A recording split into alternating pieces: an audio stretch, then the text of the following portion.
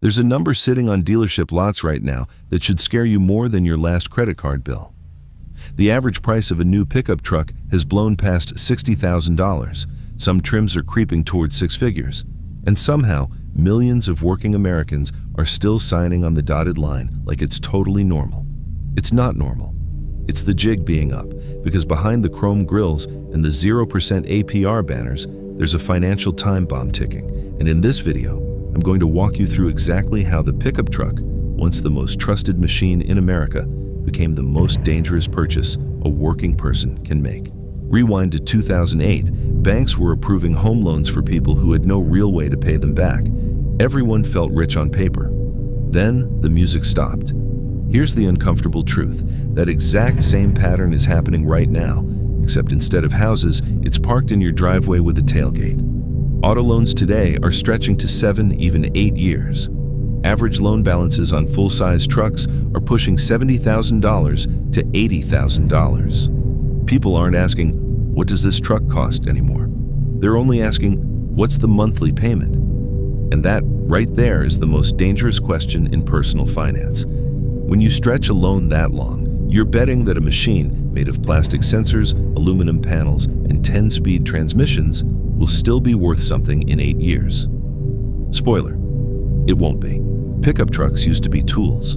Simple, rugged, fixable in a weekend tools. Now, they're rolling computers with a bed attached. Recall numbers tell the story. In recent years, some of the best-known truck nameplates in America have posted recall rates 2 to 5 times higher than the industry average. We're talking software glitches, fuel system failures, electrical gremlins, problems that didn't exist on trucks built 20 years ago. And here's the kicker. When a sensor goes out on an older truck, you grab a wrench and fix it yourself for the price of a pizza. On a modern truck, a misaligned radar sensor from a minor fender bender can cost $500 to $2,000 just to recalibrate. That's not durability. That's dependency dressed up as innovation. This is where it gets genuinely insulting. Automakers have figured out that selling you the truck once isn't enough. Now they want to sell it to you every single month, forever. Heated seats behind a paywall, remote start as a subscription, navigation, trailer assist, even certain driver assist features, locked behind monthly fees for hardware that's already installed in the vehicle you own. You didn't buy a truck. You bought permission to rent features from a company that can switch them off with a software update whenever it wants. That's not ownership. That's a lease with extra steps. Let's talk about what actually happens once you walk into that dealership. The first question a good salesperson asks isn't, what truck do you want? It's, what monthly payment are you comfortable with? The moment you answer, you've handed them the keys to your wallet, because now they don't need to sell you a truck. They need to fill whatever number you just gave them. Extended warranties, paint protection, anti-theft etching. Add-ons that do nothing for the truck's durability, but pad the loan with thousands in extra debt. And then there's the interest rate game. If a bank approves you at 5%, some dealers quietly mark it up to 7% and pocket the difference.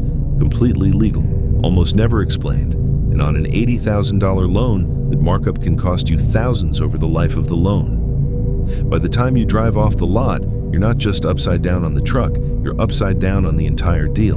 Here's why this matters beyond just trucks are expensive. For millions of Americans, the truck is the job. Contractors, electricians, landscapers, farmers, side hustlers.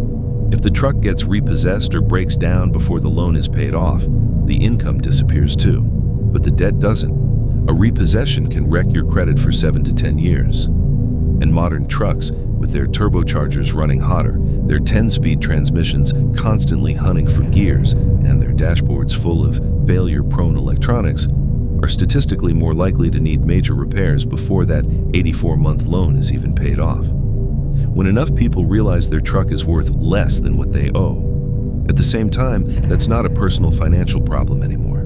That's a market correction, and it's already starting to show up in the sales numbers. So what do you actually do with this information? 1. Buy mechanical, not magical. Older trucks with naturally aspirated engines and simpler transmissions aren't outdated.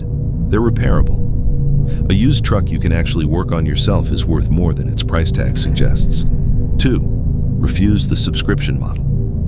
Don't normalize paying monthly for features that are already bolted into the vehicle. Every dollar you don't hand over is a vote against this entire business model. 3. Follow simple math. Put down a real down payment. Keep the loan term short. Keep your total vehicle costs under a sane percentage of your income. If the only way the truck makes sense is by stretching the loan to 8 years, it doesn't make sense.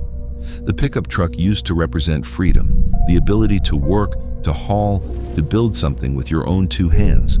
Right now, the industry is selling something else, a monthly bill with a bed attached. The jig is up. The only question left is whether you're going to be the one holding the debt when the music finally stops. If this kind of breakdown is useful to you, subscribe, because we're just getting started on exposing how this industry really works.